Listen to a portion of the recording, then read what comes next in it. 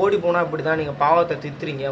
என் பொண்ணு ஓடி போனால் என் ஒய்ஃப் இடத்துல வேறு யாராக இருந்தால் என்னை விட்டு கண்டிப்பாக ஓடி போயிருந்துருவாங்க. ஏன்னா அந்த அளவுக்கு என் வீட்டில் நடக்கும். எங்கள் அப்பா வந்து குடிச்சிட்டு வந்து வீட்டில் கல்யாண புதுசே சொல்லி தான் கல்யாணம் பண்ணிட்டு வந்தோம். எனக்குன்னு சொந்தமாக வீடு கூட கிடையாது, இடம்லாம் எதுவும் கிடையாது. சம்பாதி எவ்வளோ கஷ்டமாக இருந்தாலும் எவ்வளோ துக்கமாக இருந்தாலும் சிரிச்சு தான் பேசுவேன். ஆனால் யாராவது இந்த மாதிரி ஒரு லைஃப்பில் மாட்டிகிட்டு இருப்பாங்களா? இல்லை, ரொம்ப நாளாக ட்ரை பண்ணிட்டு என்னால் எடுத்து வராது நாத்தடிக்கும். இதெல்லாம் நாத்தடிக்குது. 3 மாதம் ஆனுங்க, 21 நாளில் இதில் வந்து பஞ்சமிர்த வாசனை அடிக்கும். என்ன பண்ணிடுறீங்க? ஆயிங்க சிவா வந்து ஹாஸ்பிட்டல் கூட்டு போறேன்னு சொல்லிட்டே இருந்தோம். நாளும் தள்ளி தள்ளி போயிருச்சு. இன்னைக்கு கூட்டிட்டு போயே ஆகணும் அப்படிங்கறதுனால கிளம்பிட்டு இருக்கோங்க. டோக்கன் போட்டாச்சு, லேட்டா தான் வர 5:30 வர சொன்னாங்க. சிவா போறதுக்குள்ள ஒரு அலப்பறை பண்ணிட்டாங்க. எனக்கு ஹோமியோபதி மாத்திரை இருந்துச்சுல, அது இனிப்பா இருக்குன்னு சொல்லி எல்லாத்தையும் எடுத்து சாப்பிட்டுட்டு நான் கீழே போட்டேன் அப்படிங்கிறான். அவனோட ஒரு பெரிய டென்ஷனா இருக்கு. என்னம்மா, இந்த கோயிலுக்கு வந்து ரொம்ப நாள் ஆகுதுங்க. இங்க செல்வி விநாயகர் கோயில் இருக்கு. சரி, அப்படியே இங்க வந்துட்டு போயிடலாம் அப்படின்னு வந்தோம். பிரச்சனை வந்தா தானே கடவுள் தெரியுது, அது குள்ளாய் கண்ணுக்கு.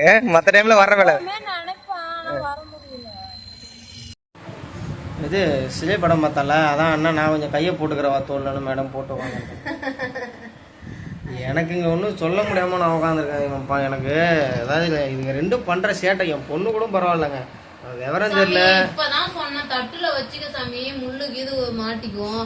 இவன் சொல்ற பேச்சே சுத்தமா எனக்கு பைத்தியமே பிடிக்குது. எங்கேயாவது செவுத்துல போய் முட்டிக்கலாம் போல இருக்குங்க.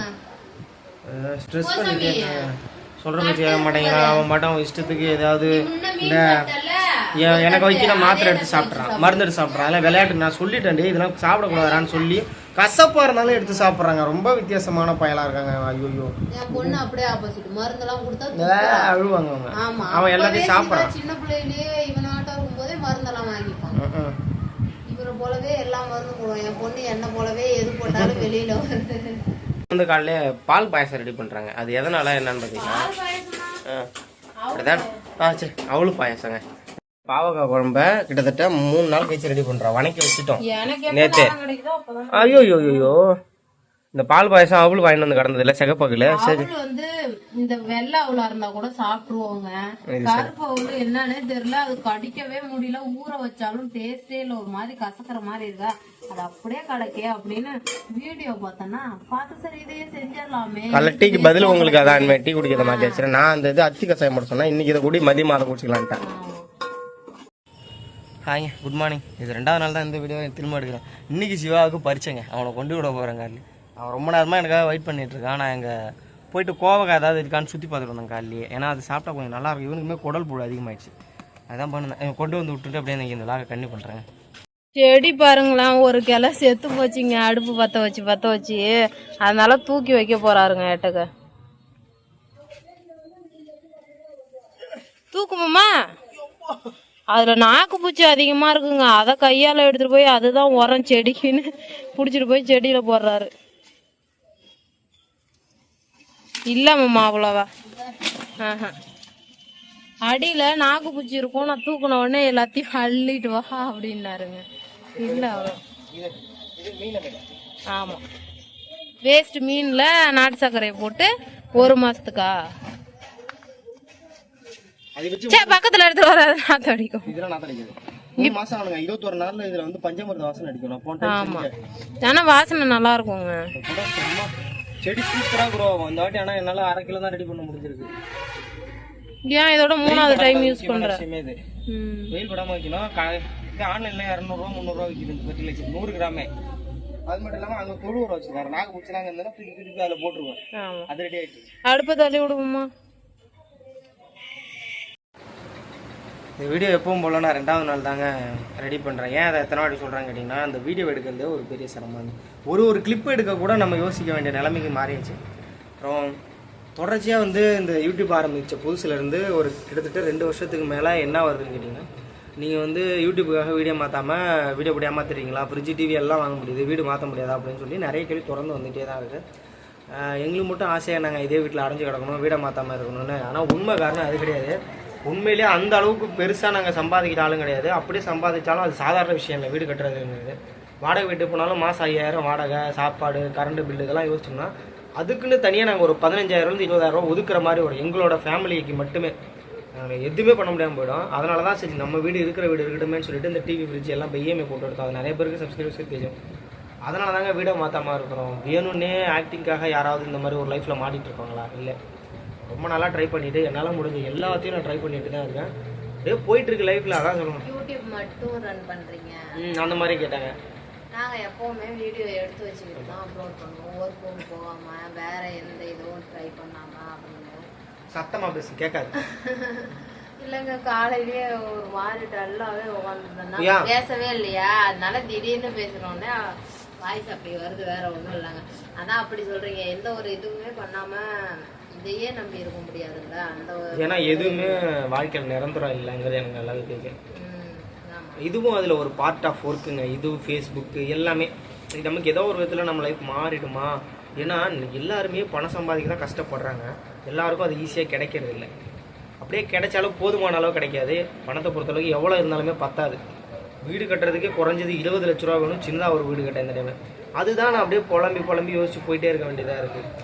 எங்களுக்கு கட்டணும்னு ஆசை. சில டைம் பசுமை வீடு போட்டு அதான் அந்த இந்த என்னென்னமோ யோசிப்போம். அது போடலாம், கடன் எப்படியாவது வாங்கி அந்த கடனை எப்படி மெயின்டைன் பண்றது, ஏற்கனவே இஎம்ஐல அதான் முடிஞ்சிடும். அப்புறம் பி பாசிட்டிவ். அதை பற்றி நாங்கள் லைஃப்பில் பாசிட்டிவாக எதுவும் நடக்கலைங்க. உண்மை என்னன்னா அந்த வீடியோ பேசும்போது கொஞ்சம் சிரிச்சு பேசும்போது தவிர மற்ற டைமில் அந்த அளவுக்கு ஒன்றும் நடக்காது. நாங்களே நான் எவ்வளோ கஷ்டமாக இருந்தாலும் எவ்வளோ துக்கமாக இருந்தாலும் சிரிச்சு தான் பேசுவேன். ஆனால் என் ஹஸ்பண்ட் அப்படி கிடையாது. எனக்கு அந்த பாசிட்டிவ் நான் சின்ன வயசுலேருந்து அப்படியே வளர்ந்துட்டேங்க. எனக்கு எதையுமே மறைச்சி இது பண்ண தெரியல. சந்தோஷமாக இருந்தாலும் சரி, துக்கமாக இருந்தாலும் சரி, எனக்குள்ள ஒரு விஷயத்தை வச்சுக்கவும் மாட்டேன், வெளியில் சொல்லிவிடுவேன். அந்த மாதிரி ஒரு மட்டமான கேரக்டர் என் கேரக்டர். அதனால மேக்ஸிமம் எல்லாரும் இருப்பாங்க, எல்லாரும் கஷ்டத்துல சிரிச்சு. இப்போ உதாரணத்துக்கு எனக்கு இந்த மாதம் யூடியூப்ல சம்பளம் வந்தால் கூட என் வாய்க்குள்ள வச்சுக்க தெரியாது. பசங்க எல்லாத்தையும் சொல்லி விடுவோம் போய். அந்த மாதிரியான ஒரு கேரக்டர் எனக்குள்ள எதையும் ஒளிவு மறைவாக வைக்க தெரியல.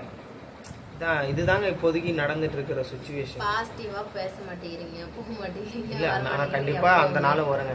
இப்ப வேணே யாராவது வீடியோக்காகவே நெகட்டிவாவே பேசிட்டு இருக்கோம். இப்ப மெயின் என்னன்னா நடக்கிறது தான் சொல்றோம். அதாவதுங்க நாங்க லைஃப் ஸ்டைல நெகட்டிவா வேணும்னே பேச கிடையாது. இது வந்து vlog-ஆ போடுறோம். அன்னன்னைக்கு எங்க லைஃப்ல என்ன நடக்குதுங்கிறது தான் போடுறோம். அதனால அன்னன்னைக்கு என்ன நடக்குதுன்னு தான் நாங்கள் சொல்கிறோம். நீங்கள் உடனே நெகட்டிவ்னு அதை தப்பாக புரிஞ்சுக்கிறீங்க. பாசிட்டிவாக இந்த ஃப்ரிட்ஜு டிவி வாங்குறது நடந்துச்சு அதை சொல்லுவோம். இப்போ புதுசாக ஏதாவது டிஷ்ஷு செய்ய போகிறோம்னா அதையும் சொல்லுவோம். பாசிட்டிவாக தான் பேசுவோம். அதெல்லாம் ஏதாவது ஒன்று நடந்ததுன்னா அதை நெகட்டிவாக அப்புறம் நெகட்டிவாக சொல்லாமல் என் பிள்ளைங்க உடம்பு சரியில்லை யோசிச்சு பாருங்க. 1.5 வருஷத்துல வந்து இந்த நான் யூடியூப் ஆரம்பிச்சு 5 வருஷம் ஆகுதுங்க. நான் இப்போ ஆரம்பிக்கல யூடியூப்பை. என் ஒய்ஃபை கல்யாணம் பண்ணுறதுக்கு முன்னாடியே நான் யூடியூப் ஆரம்பித்தேன். அது நிறைய பேருக்கு தெரிய வாய்ப்பு இல்லை. அந்த சேனல்லாம் இன்னும் இதுக்கு டெலிட் பண்ணல, அப்படியே கிடப்பேன் எல்லாமே. ஒரு 5-6 சேனல் ஆரம்பிச்சு இது கிளிக் ஆனது vlog சேனல் எனக்கு கிளிக் ஆச்சு. நான் என்ன அப்படியே லைஃப்பில் நடக்குது எல்லாத்தையுமே அன்னையிலேருந்து ஒன்றுடாமல் ஷேர் பண்ணிட்டே வரேன். அது இல்லாமல் நெகட்டிவாக போடக்கூடாதுன்னு நானே நினைச்சாலுமே எனக்கு என்ன மீறி எனக்குள்ள நிறைய கேள்வி நடக்குது. அதனால எனக்கு அப்புறம் ஃபேமிலி இருக்கா அந்த மாதிரிலாம் நிறைய பேர் கேட்டிருக்கீங்க. ஃபேமிலிலாம் இருந்துச்சுங்க ஒரு காலத்தில். அதாவது எனக்கு அப்பா அம்மா எல்லாம் இருக்காங்க. அவங்க வேலையை பார்த்துட்டு இருக்காங்க. ஃபேமிலியில் வந்து எனக்கு சப்போர்ட்லாம் எதுவும் கிடையாது. ஏன் இப்போ அங்கே தான் ஃபேமிலி 4 பேர். இவங்களாம் நான் பார்த்துக்கணும், என்னோட கடமை இது. என்னால் முடிஞ்சதை முயற்சி பண்ணுறதே தவிர அவங்கள வந்து மகாராணி மாதிரியோ கார்லேயோ வாழ வைக்க போகிறோம் அந்த மாதிரிலாம் கதை விட்டுட்டுலாம் அழில. சின்ன சின்ன விஷயங்கள் செய்வோம் அப்படின்னு வாக்கு கொடுத்துருக்குறேன். கல்யாண புதுசில் சொல்லி தான் கல்யாணம் பண்ணுறோம். இல்லை எனக்குன்னு சொந்தமாக வீடு கூட கிடையாது, இடம்லாம் எதுவும் கிடையாது. சம்பாதி வந்து சாப்பிட்லாம். ஓப்பனாக நான் பேசிட்டேங்க. இந்த மற்ற மாதிரி உனக்கு ஆகாயத்தை பிடிச்சி அதை கையில் கொடுக்குறேன் இதை கொடுக்குறேன் அந்த கதைலாம் விடல. பிடிச்சிருக்கு உனக்கு விருப்பம்னா நீ எனக்கு கல்யாணம் பண்ணிக்கணும் எல்லாம் தெளிவாக சொல்லி பேசினதுனால தான் இவ்வளோ தூரம் என் கூட சர்வே பண்ணி வந்தா. அவ்வளோ கோர்ட்டு கேஸு நலஞ்சி அத்தனை மாதம் நான் ஜெயிலில் இருந்து எல்லாத்தையும் மீறி நாங்கள் வந்து ஒன்று சில காரணமே ஓப்பனாக பேசிட்டேன். அதனால தான் அவள் இன்ன வரையும் என் கூட எந்த ஒரு இது இல்லாமல் இருக்கிறா. எங்கள் வீட்டில் எங்கள் அப்பா குடிக்கிறது, வீட்டுக்கு போனால் கலவரம் நடக்கும் எல்லாத்தையும் சொல்லிட்டேன். வீட்டுக்குள்ளேயே நம்மளை கூட வாய்ப்பு இல்லை. நம்ம வந்து ரோட்டில் கூட படுத்துற மாதிரி தான் இருக்கணும். நான் ஸ்ட்ரிக்ட்லாம் நினச்சிக்காதீங்க, ஸ்ட்ரிக்ட்லாம் ஒன்றும் கிடையாது, தண்ணி பார்ட்டி அவ்வளோதான். ஆனால் எல்லா பற்றியும் தெரியும்.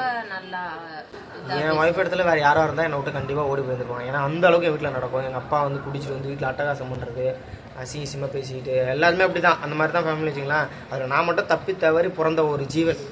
நான் மட்டும் கொஞ்சம் வித்தியாசமாக சைலண்டாக இருக்கிறது தான் எனக்கு பிடிக்கும். யார்ட்டி பேச பிடிக்காது. அது அடிச்சடிச்சு பயந்து வளர்ந்ததுனால என் கேரக்டர் இருக்கா அப்படின்னு தெரியல. எனக்கு டீசெண்டாக இருக்கிறாங்க பிடிக்கும். இதெல்லாம் ஏன் இப்போ நான் ஷேர் பண்ணுறேன்னா, இது என்றைக்கோ ஒரு நாள் கண்டிப்பாக லைஃப் மாறும். எல்லாருக்குமே அப்படி எல்லாருக்கும் ஒரு வாய்ப்பு கடவுள் கொடுப்பாரு. அந்த வாய்ப்புக்காக நான் காத்துட்ருக்கேன். எனக்கு அந்த வாய்ப்பு வந்தால் கண்டிப்பாக. ஆமாம், ஒரு லிமிட்டுக்கு மேலே நாங்கள் வந்து அப்போ கல்யாணம் ஆன புதுசில் எங்களுக்கு எந்த ஒரு திங்ஸுமே வாங்கி கொடுக்கல. எங்கள் அம்மாவுமே ஏன் வாங்கி கொடுக்கலன்னா, அவங்க அம்மா தான் கேஸ் கொடுத்தாங்க என் மேலே. கேஸ் கொடுத்து 10 வருஷம் உள்ளே போட்டேன், அவனும் எப்படியாவது இவ்வளோ எனக்கு பிரிக்கணும்னு சொல்லி முடிவு பண்ணிட்டாங்க. முடியவே முடியாது, யாராலையும் ஒன்றுமே பண்ண முடியல. கடைசியாக அவங்க ஓஞ்சி போயிட்டாங்க. இவன் தான் எல்லாமே இதாக இருந்தா.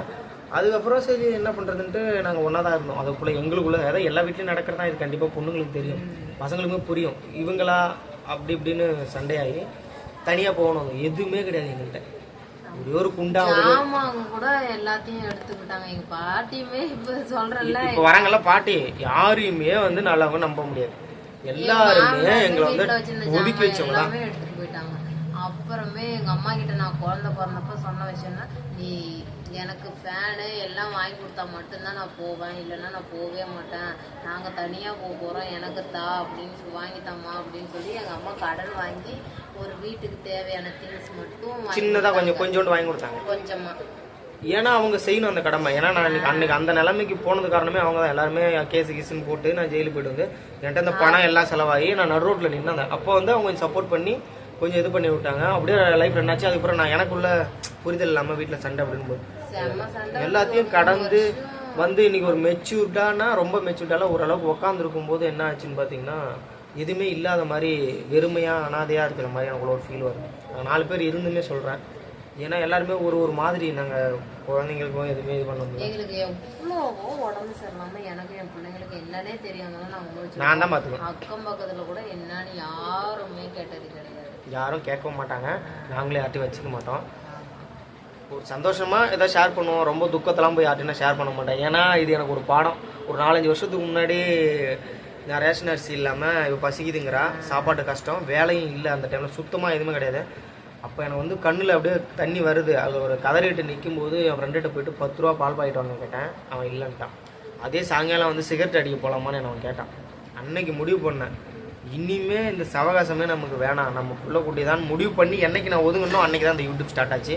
அப்படியே லைஃப் மாற ஆரம்பிச்சு. என்னைக்கு நான் தனிமைப்படுத்திட்டோம் அன்றைக்கி என் வாழ்க்கை கொஞ்சம் கொஞ்சமாக முன்னேற்றம் தெரிஞ்சுதுங்க.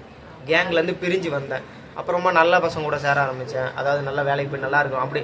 அதனால மொத்த ஃப்ரெண்ட்ஷிப்பை கட் பண்ணிட்டேன், வச்சுக்க மாட்டேங்க. அவ்வளோதான். ஆனால் அந்த ஒரு நாள் இன்னமும் நினச்சி மறக்க முடியல. சாயங்காலம் நைட்டு வரைக்குமே சுத்தமாக சாப்பிடவே கிடையாது. நீங்க நிறைய பேர் அனுபவிச்சிருக்கீங்க எப்படியும், ஏன்னா எங்களை மாதிரி கஷ்டப்படுறவங்க அனுபவிச்சிருக்காங்க. அப்ப ஏன்னு தெரியல, அப்ப எங்க அம்மா எதுவுமே எனக்கு மைண்ட் தோணல, யார்ட்டையும் கேட்கணும்னு தோணல. அவங்க ஊர்ல இருக்கிறாங்க, இங்க இவளுக்கும் பாருங்க இவங்க கூட வந்துட்டுமேனு யோசிக்கிற எண்ணம் வரல. இப்படியா மீண்டும் வரணும்னு அந்த அந்த ஒரு நாளதான் நாங்க இன்ன வரைக்கும் எல்லாத்தையும். அதுவும் இல்லாம எத்தனையோ நாள் மழை நல்லா இந்த ஒழுகும், தண்ணி ஓடும், அப்ப தூங்க முடியாது உட்காந்துருப்போம். ஆனா கரண்டும் போயிருமா, இந்த ஒரு ரூம்ல கொசுவலையை கட்டிட்டு பிள்ளைய போட்டு போயிருப்பா, நாலாப்புறமும் சாரல் அடிக்கும். அப்போ வந்து இவர் அடிக்கடி என்கிட்ட என்ன கேட்பாருன்னா, கட்டிட்டோமேன்னு ஃபீல் பண்ணி யாரையும் கட்ட முடியும். நான் அப்படிலாம் ஃபீல் பண்ணல, இதை எப்படி மாத்துறதுன்னு தான் நான் யோசிக்கிறேன் அப்படின்னு தான் நான் சொல்லுவேன். இப்பவும் இன்னும் ரொம்பலாம் முன்னேறி இல்லைங்க. கடவுள் எல்லாருக்கும் எல்லாத்தையும் கொடுக்கறது இல்லை, முயற்சி பண்றேன். இன்னும் எங்க பரம்பரையில எங்க யாருமே இது வரையும் மாடி வீடு கட்டலை, யாரும் நல்ல முறையில் இல்லை, நல்லா படிக்கல. ஆனால் எங்கள் பரம்பரையில் முதல் நான் ஆசைப்படுறது என்னென்னா, நம்ம ஒரு மாடி வீடு கட்டி நம்ம பிள்ளைய டிகிரி படிக்க வச்சு ஒரு கவர்மெண்ட் வாங்கணும், பொண்ணை நல்லபடியாக வளர்க்கணும், அந்த மாதிரி தான் ஆசைகள். அதுக்குள்ள என்ன இன்னொரு கமெண்ட்டை, ஓடி போனால் இப்படி தான் நீங்கள் பாவத்தை தித்துறீங்க, என் பொண்ணு ஓடி போனால் ஓடட்டும், நல்லவனா பார்த்து ஓடட்டும். ஓடுறது என்ன, ஒருத்தன் கூட தானே ஓடுது, 10 பேர் கூட ஓட போகுது. அது வந்து அப்பா அம்மாவுக்கு நான் வந்து இது பண்ணுறேன்லாம் நினச்சிக்காதீங்க, நான் ஓடி வந்ததுனால சப்போர்ட் பண்ணுறேன்னு நினைக்காதீங்க. நம்ம பார்த்து வச்சு கட்டி 500 பவுன் போட்டு போகிற பொண்ணு தூக்கு போட்டு செத்துருது, அங்கே இறந்து போயிரு. நான் என் முன்னாடியே கூட்டு வந்து நல்லா தான் வச்சிருக்கேன், அந்த விதத்தில் நான் அவளை கொடுமைப்படுத்தல. நீங்கள் 10 பவுன் போட்டு போய் உங்களை போட்டு வீட்டில் செம்மையாக சண்டை போடுறேன், உங்களை வாழவே பிடிக்காத வேலை காக்கிறவங்களாம் இருக்கிறான். என் பொண்ணு வந்து லவ் பண்ணுறேன்னு சொன்னிச்சுன்னா எல்லா விதத்திலும் மெச்சூர்டாக இருப்பாங்க, எனக்கு எல்லாமே தெரியும். நான் உடனே போயிட்டு இந்த அது இதுன்னெலாம் பேசிலாம் இங்கே மாட்டேன். அந்த டைம் என்ன பண்ணுறேன், நல்லா படித்து நீ ஒரு வெல் செட்டில்டாக இருக்கியா, உனக்கு முடிவெடுக்க தகுதி இருக்கா, தாராளமாக கல்யாணம் பண்ணிக்க, ஒன்னால அவன் வீணாக போனாலும் நீ வச்சு காப்பாற்றிக்குவியா அப்போ. அந்த மாதிரி கேரக்டர் நான். ஓடி போகிறத என்றைக்கு கேவலமாலாம் நினைக்காதீங்க. ஓடி போனாலும் ஒருத்தனோட தான் வாழ்கிறாங்க. ஆனால் கல்யாணம் பண்ணிட்டு போய் இன்னும் 4 பேர் கூட லைஃப் ஃப்ரெண்ட் பண்ணுறவங்களாம் இருக்காங்க. நாங்கள் அப்படி இல்லை, நாங்கள் ஓடி வந்தாலும் கரெக்டாக இருக்கும், எங்கிட்ட காசு போனால அவ்வளோதான்.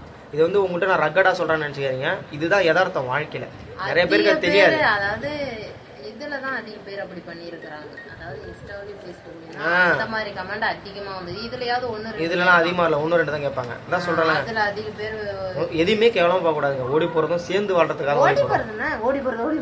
அதாவது லவ் மேரேஜ், வீட்டுல இருக்கவங்க ஒத்துக்கல எங்களை சேர்ந்து வாழ விடல, நாங்க தனியா போனோம். இதுக்கு பேர் தான் ஓடி போறது. இது கேவலம் இல்லை, எங்களுக்கு பிடிச்ச வாழ்க்கை நாங்க வந்து சூஸ் பண்ணோம். லைஃப் ரன் பண்ணுறோம். அது சட்டத்தில் வந்து இடம் இல்லை. இப்போ இடம் இருக்குது. கேவலமான சட்டம்லாம் போட்டிருக்கான். பொண்டாட்டி பிடிச்சிருந்தா இன்னொருத்த கூட போய் வாழலான்னு அந்த மாதிரிலாம் போட்டிருக்கான். கடையில இந்தியாவிலதான் ஒருத்தனுக்கு ஒருத்தி, அதாவது தமிழ்நாட்டுல. அப்புறம் வீடியோ வேற லென்த்தாக கேட்டீங்க. இந்த வீடியோ கொஞ்சம் நல்லா லென்த்தாக போட்டிருக்கோம்னு நினைக்கிறேன். நான் எங்களுக்கு வீடியோ போடணும்னு நாங்கள் பேசணும் போட்டால் டெய்லி வீடியோ போடலாம். பேசலான்னு தான் பார்த்தேன். இன்னொரு கூட அதுக்குள்ள மறந்துட்டோம். அதுவும் இல்லாமங்க, நான் வந்து கல்யாணம் ஆகிறதுக்கு முன்னாடி என்கிட்ட இருக்கிற பொருளுக்கு வந்து மற்றவங்க தான் ஆசைப்படுவாங்க. இப்போ நான் ஆசைப்படுறேன், ஆனால் எதுவுமே கிடைக்கல. இல்லை அதையும் நான் கேட்டேன். ரொம்ப வருத்தப்படுறியா அதை நினச்சி. ஆனால் உண்மையிலே வேற கிளம்பிட்டு இருந்தால் நகை இதெல்லாம் ஒய்ஃபுக்கு நல்லா கிடைச்சிட வாய்ப்பு இருக்குது. அது நீ வருத்தப்படுறியாம்மா? உண்மையை மனசார சொல்லணும். வருத்தலாம் படலைங்க. இதுல இருந்து மீண்டு வரணும். எல்லாமே இருந்துட்டா மட்டும் நம்ம சந்தோஷமா இருக்கணும்னு அர்த்தம் கிடையாது. எதுவுமே இல்லாமே சந்தோஷமா இருக்கலாம். இப்போ என்னன்னா இப்போ எங்கள் சூழ்நிலை கொஞ்சம் சரியில்லை, அதுதான். மற்றபடிலாம் பெருசாக வருத்தலைங்க. சப்போஸ் அரேஞ்ச் மேரேஜ் பண்ணியிருந்தேன்னா எனக்கு எல்லாமே கிடைச்சிருக்கும். ஆனால் நான் என்ன நினச்சிக்கிட்டே ஒரே விஷயம் என்ன நினச்சிக்கிட்டேன்னா தினேஷை கல்யாணம் பண்ணியிருக்கணும், காசு பணம் இல்லைனாலும் வாழ்ந்துருக்கணும். இதே மைண்டில் ஓடும். என்னதான் இருக்கு இந்த லைஃப்லையும் வாழ்ந்து பார்த்துருவோமே. இல்லைங்க, நானும் இன்ஸ்டாவில் பார்ப்பேன். நிறைய பேர் அழுகிற மாதிரி அந்த ஸ்டேட்டஸ்லாம் போடும்போது தான் அந்த வழி தெரியும். இந்த ஒளியிலேயே தெரிவது தேவதை அந்த படம்லாம் பார்க்கும்போது தான் நம்ம பிடிச்ச பொண்ணு கூட நம்ம எவ்வளோ கஷ்டப்பட்டு வாழ்ந்தாலும் பரவாயில்ல. நான் சொல்கிறது ஆர்வ கோளாறு மேரேஜை கிடையாது. இழுத்துட்டு போயிட்டு கொஞ்ச நாள் இருந்துட்டு அடித்து துரத்தி விடுறது. இது நமக்கு இப்போ எப்படின்னா எல்லாமே கிடைச்ச மாதிரி தானே. இப்போ நம்ம வந்து ஒன்றா சேர்ந்து ஒரு விஷயத்தை நோக்கி போராடுறோம். எதுவுமே இல்லைன்னா வாழ்க்கை வெறுத்து போடா என்னடா இது வாழ்க்கை அப்படின்னு சொல்லி போகுது. இது நல்லா தான் இருக்குது. இருந்தாலும் நான் இன்னும் கொஞ்சம் எங்களை தனிமைப்படுத்தி நாங்கள் இன்னும் கொஞ்சம் ஸ்டடி ஆகிட்டு எங்கள் பசங்களை ஒரு நல்ல வழி கொண்டு வரதுக்கான முயற்சிகளை எடுக்கணும். வேறு ஒன்றும் இல்லைங்க. அதுவும் இல்லாமல் சிவாவுக்கு வேறு எக்ஸாம் நடக்குதா. அவனை வந்து நெக்ஸ்ட் இயர் கவர்மெண்ட் ஸ்கூல் தான் சேர்க்கலான்னு இருக்கும். ஏன்னா எங்கள்கிட்ட சமாளிக்க முடியல. சேர்த்தாலுமே எங்களால் சமாளிக்க முடியல. ஏன்னா இவர் ஒர்க் போகணும், வேலைக்கு போகணும். காலையிலையும் கொண்டு போய் இங்கேருந்து ரொம்ப லாங்குங்க. மெயின் ரோட்டில் எனக்கு வண்டியும் ஓட்ட தெரியாது, ஒரு சைக்கிளும் ஓட்ட தெரியாது. அப்படியே ஓட்ட தெரிஞ்சாலும் நான் பாப்பா வச்சுக்கிட்டு 1.5 கிலோமீட்டர் எப்படி போவேன்னு எனக்கு தெரியல. சாயங்காலம் 4 மணிக்கு 4:30க்கு கவர்மெண்ட்டில் விடுவாங்கன்னு நினைக்கிறேன். அந்த டைமுக்கு இவர் கூட்டிகிட்டு வரணும். காலையில் 9:30க்கு கொண்டு போய் போடணும், 9 மணிக்கெலாம்.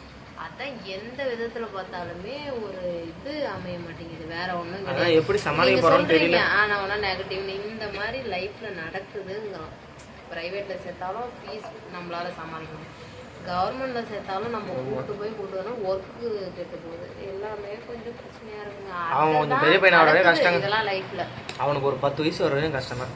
10 வயசு வந்தா தான் விவரம் தெரிஞ்சா அவனே போய்ப்பான், அவனே வந்துப்பான். ஆமா, எல்லாருமே அப்படி தான் குழந்தைங்களை வளர்க்குறாங்க, சமாளிக்கிறாங்க. இதனால சொல்கிறேன், நம்ம கொண்டு வரணும். எல்லாருமே இப்போலாம் நிறைய பேர் என்ன பண்ணுறாங்க, இப்போ கல்யாணத்தை பண்ணிக்கிறாங்க டக்கு டக்குன்னு போய். அதுக்கு பின்னாடி வர பிரச்சனையை பற்றி யாரும் யோசிக்கிறது இல்லை. நம்ம இன்னைக்கு கல்யாணம் பண்ணி இன்றைக்கி சந்தோஷமாக இருந்தோமா, குழந்தை பெற்றவனே அதை எப்படி சமாளிக்கிறது, எப்படி சம்பாதிக்கிறது, எப்படி யாரும் யோசிக்கிறதே இல்லை. இவரே ஒரு குழந்தை பிறந்துமே அதான் சொல்கிறேன், நானே தப்பு தாங்க. நம்ம மேரேஜ் வந்து மெச்சூரிட்டி 3 வயசு வரைக்குமே இவருக்கும் எனக்கு சண்டை வந்துக்கிட்டே தான் இருக்கும். இப்பயும் சண்டை தான் வருது. இப்போ வீடியோ கட் பண்ணி போட்டு துவைக்க போகிறோம்.